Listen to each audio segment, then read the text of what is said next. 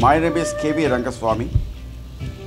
I am the president of Larsen & Toubro Construction Group and a whole-time director in that company.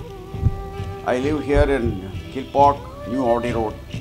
How I got introduced to Hyagree Falls was that whenever I take a walk in the morning, I pass through the showroom.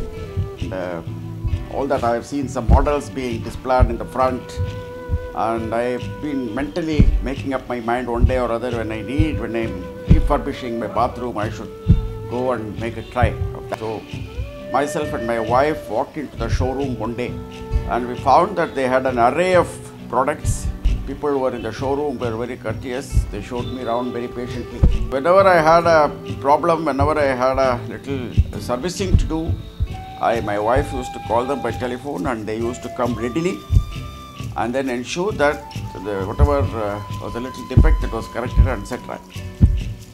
So all in all, I would say that they are a bunch of good people. They market good products. They have a bunch of good sales people, and they have a good bunch of servicing people. So this is the ideal combination. So I wish them all success. I am sure they will go places with this kind of an attitude and service orientation.